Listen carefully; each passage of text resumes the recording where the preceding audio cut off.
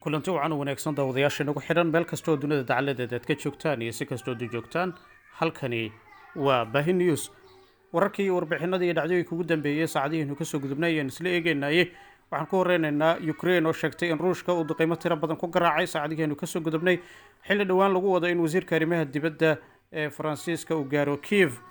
ruushka ayaa boqolaal weeraro gantaalo u adeegsaday duqeymo kala duwan ku qaaday guud ahaan Ukraine habeennimadii aynu kasoo gudubnay ee xalay. ciidamada cirka ee Ukraine ayaa sheegay iyadoo Kiev ay sii waday dadaalkeeda diblomaasiyadeed ee lagu kobcinayo taageerada iyo gargaarka military. guud ahaan 40 ka mid ah weerarada cirka ayaa hayeen kuwo la diiwaangeliyey saacadihii aynu kasoo gudubnay. ciidamada cirka ayaa sheegay sabtidii iyagoo raaciyay inay burburiyeen 8 gantaal in ka badan 20 qalab ayaa ku guuldareysatay inay gaaraan yoolalkooda sababtoo ah tallaabooyin firfircoon oo loo adeegsaday dagaalka elektarooniga sida ay sheegeen. ruushka ayaa sheegay inay burburiyeen dhammaan bartilmaameedyadii weeraradii lagu qaaday xarumaha laga soo saaro rasaasta iyo diyaaradahan duuliyaha lahayn ee Ukraine. wasaaradda difaaca ee Moscow ayaa sheegtay in ciidamadeeda hubeysan ay fuliyeen weeraro kooxeed ka dhan ah xarumaha militariga warshadaha ee Ukraine. waxay sheegtay in ay beegsanayso goobaha laga soo saaro madaaficda iyo sidoo kale baaruudda iyo diyaaradahan duuliyaha lahayn. ilaa hadda lama soo sheegin wax dhimasho ah, balse maamulka Ukraine ayaa sheegay in qof rayid ah lagu dhaawacay gobolka waqooyi bari ee Sami. sida laga soo xigtay ciidamada cirka ee Ukraine, ruushku waxa uu riday gantaalada kala duwan lagana yaabo inuu ahaa gantaalkii ugu adkaa ee ruushka caadiga uu soo rido isagoo dhowr jeer ku socday xawaaraha codka. gantaalkan Kinzhal loo yaqaano ayaa lagu soo riday ugu yaraan 5 gobol oo ku yaala dalka Ukraine sida ay sheegeen mas'uuliyiin maxalli oo ka tirsan goboladaasi. booliiska gobolka ee waqooyiga dalkaasi ayaa soo bandhigay sawirka god weyn oo lagu sameeyey gantaal la soo riday. ciidanka cirka ee ku sugan dalka dariska la ee Ukraine ee Poland ayaa sheegay in ay muddo kooban howlgeliyeen habab difaaca hawada, taasi oo ay ugu wacan tahay heerka khatarta oo kordhay.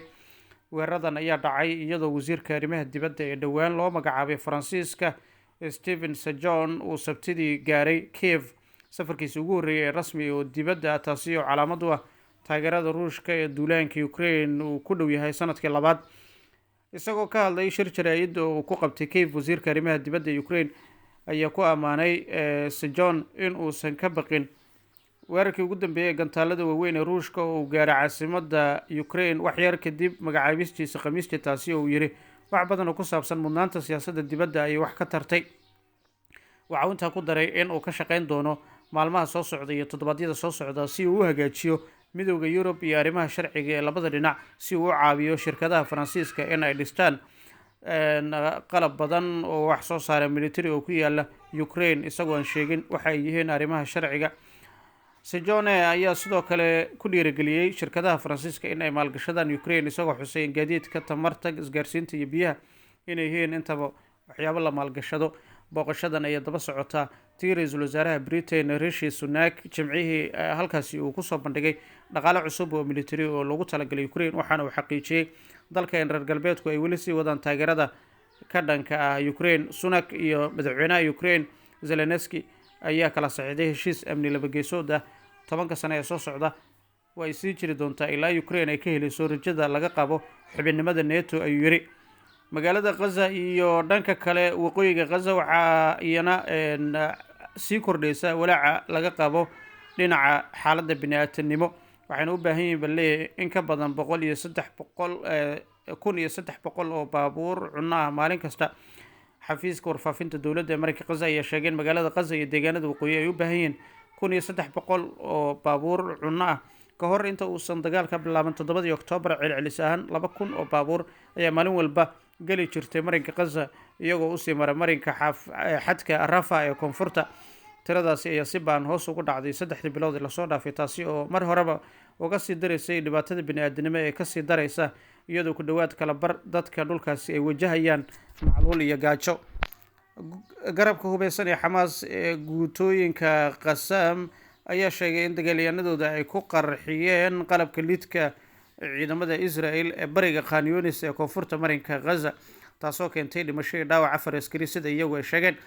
guutooyinka ayaa inta ku daray in ay duqeeyeen goob ay ku shirayeen baabuurta ciidamada Israel oo ay ku rakiban yihiin madaafiic culculus waxaana ay suurtagashay in ay diyaaradda helicopter ay markaasi ku beegsato bariga magaalada oo ay ku garaacdo gantaalka dhulka. cagaf gaar ahaan cagafcafyada Israel iyo laba taangi oo Israel oo lagu magacaabo Merkava ayaa sidoo kale lagu dhuftay walxaha qarxa sida ay sheegeen kooxaha hubeysan ee dalkaasi. isla wararka Gaza ayaanu eegaynaa saacadihii aynu kasoo gudubnay waxyaabaha sida aadka loo hadalhayay. 4,000 oo askari ayaa ku naafoobay dagaalka Gaza leeyahay. askartan waxa ay kasoo jeedaan ciidamada Israel oo ay tiro kamid ah askartaasi la sheegayeen xaaladooda aad u liidato isla markaana xubnahoodii ay kala dhantaalmeen. ilaa 4,000 oo askari oo Israa'iiliyiin ayaa naafo ah ama lixaadkooda lumiyay tan iyo bilowgii dagaalka marinka Gaza. shabakada wararka ee Walla ee Israel ayaa sheegtay iyadoo tiradan laga yaabo inay kor u kacdo ilaa 30,000. ciidanka Israel ma soo bandhigaan bay tiri xogta guud ee khasaaraha kamid ah darajooyinka. website-ka waxa uu sheegay in ujeedadu tahay in laga fogaado hoos u dhac ku yimaado niyadda ciidanka Israel. 4,000 oo askari ayaa loo aqoonsaday in ay naafo yihiin sida ku cad warbixintan, taasoo micnaheedu yahay inay xaq u leeyihiin dhammaan daaweynta iyo xuquuqda la siiyo qof naafo ah oo ka tirsan ciidamada Israel. dhinaca kale xuutiyiinta ayaa sheegay in kooxdu ay sii wadi doonto beegsiga maraakiibta xiriirka la leh Israel. ku-xigeenka xogayaha warfaafinta ee xuutiyiinta ayaa Al Jazeera u sheegay in weerarka habeen hore ee Mareykanka uu ku garaacay mid kamid ah goobaha raadarka markaasi kooxda xuutiyiinta Yemen aysan geysan wax khasaare ah. ma jiraan buu yiri dhaawacyo, ma jiraan wax khasaare oo bini'aadan ah. waxa isagoo raacin xuutiyiintu ay la soo laaban doonaan jawaab adag oo waxtar leh. afayeen u hadlay xuutiyiinta oo lagu magacaabo Maxamed Cabdulsalam ayaa u sheegay wakaaladda wararka ee Reuters in weerarka Mareykanka iyo Ingiriiska uusan ka joojin doonin weerarada ay ku qaadayaan maraakiibta xiriirka la leh Israel ilaa Israel ay ka tanaasusho duqeynta iyo sidoo kale xasuuqa dadka shacabka ee halkaasi ku dhaqan.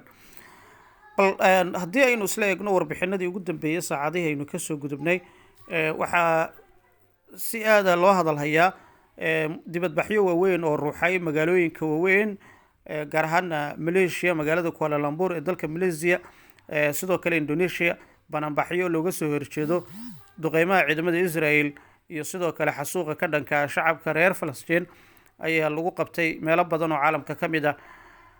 inta badan waxaa mudaharaadyo waaweyn oo looga soo horjeedo dagaalka ka dhanka Falastiiniyiinta lagu qabtay dalal ay kamid yihiin magaalada London ee Ingiriiska.